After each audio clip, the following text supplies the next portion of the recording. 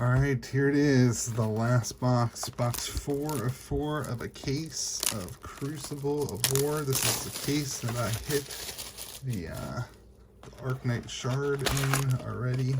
Wow, look at that. How does that happen? I bet that pack is destroyed too.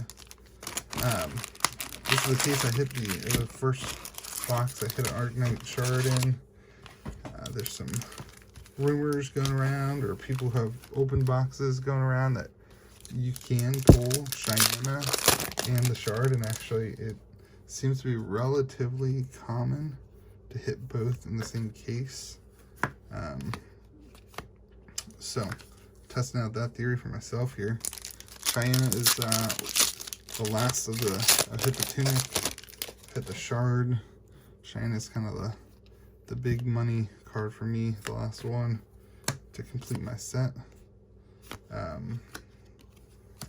And still need a couple of the cold foils, Bloodskith Skeleton and Breeze Rider boots. But you know, we're working towards that. Foil Majestic there, fine center. Not very played, I don't think. I don't see it in any of the Ninja deck lists, at least. But you know, really love this product. I think Crucible is another Majestic Dread Cryptic. This card, I saw a deck tech about this, the Runeblade deck, and that card is phenomenal. A phenomenal card for Runeblade. If you're playing that, I have not spent enough time with Wizard or Runeblade. For whatever reason, it just doesn't fancy me. Cindering Foresight, Snapback. I think for me, the game really reminds me of Mortal Kombat, and so the Ninja just really scratches that itch for me. Crane Dance, Centauri Saber, and Swing First, Think Later. So for whatever reason, the Ninja really fits me, and then of course the regular kind of swords and that lore hit me as well. So Cassie, speaking of swords, Crater Fist, Majestic. Lots of Majestics already. And a foil Majestic, so doing well. Anywho, I don't know, the Wizard and the Rune Blade I think are really cool. I need to spend some time learning about them, and I think those decks are a little bit more complex. Kind of like the Mechanologist, which is going to be my Blitz deck. Actually is going to be fine center, so we got another one of those. My Blitz deck that I build is going to be Mechanologist, but just those kind of complex play patterns is what I'm looking forward to. Anywho, we got some cold foils to get. We've got Cheyenne, another Majestic foil.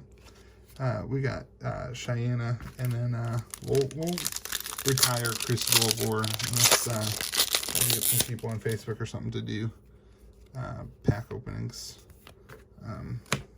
because I simply don't need the cards. Like all these foil rares, I got all those. Even some of the foil Majestics, like Fiend Death, like we just hit a Fiend Death. I've already got an extra foil of Fiend Death. But Tripwire Trap, Cindering Foresight, and a Seismic Surge. Those tokens in the back always look like something cool, and then they're kind of disappointing. All in all, this box is... Yeah, all the boxes have been pretty consistent. There haven't been super spiky boxes. Merchant Dominance is our foil. I think I had one box where I got 10 Majestics, and that felt really good and really strong, but I think 3 of them were foil. That seems like the highest that you could probably get. I think this is like box 21 or 22. Cindering Foresight, Crane Dance. As you do this, these rares, you start seeing them more as uncommons in Magic, if you're comparing to Magic the Gathering. Just because they are pretty common cards. Rushing River, Dated All. I still need that in foil. And Promise of Plenty. That's pretty cool artwork. That reminds me of a game called Scythe. It's a board game. I actually have an art print of it in my house because the artwork's so good. That artwork reminds me of that. As you know, I love the artwork.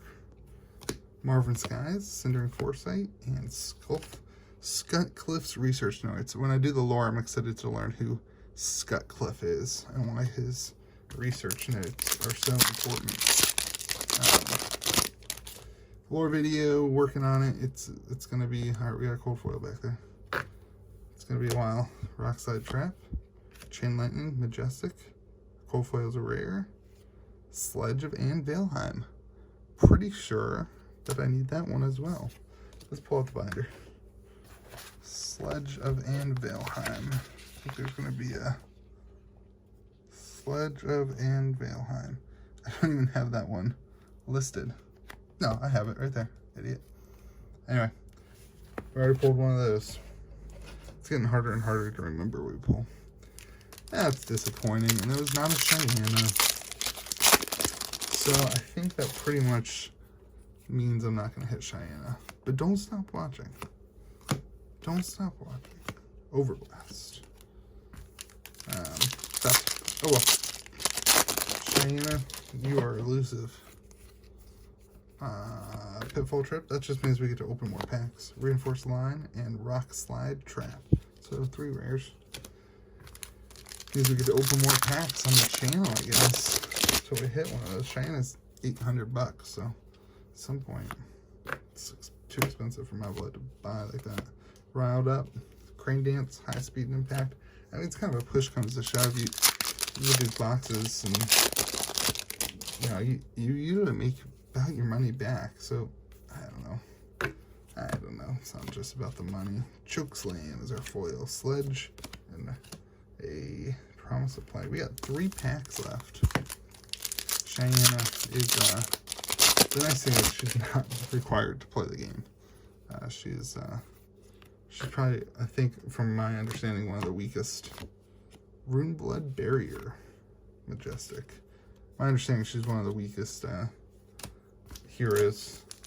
Her ability is that she can have any card, basically like any specialty, which I think right now is just too convoluted. Maybe in the future she'll be really good. But Towering Titan, Benji, and a foil Towering Titan. Last pack, Cheyenne. Give it a little kiss. See if it pops up. Yeah, she does not. Alright, Dauntless, another Absorption Dome, and Overblast. All in all, no Cheyenne, that doesn't mean a bad box. We got 1, 2, 3, 4, 5, 6 Majestics, as well as 2 foil Majestics. And Sledge of Anne Valheim was our cold foil. All in all, pretty average box of crew. I hope you have a great day. Thanks for watching. Thanks for rooting for me. Hit that like button, hit subscribe, and remember to be kind and love all those around you. Have a great day.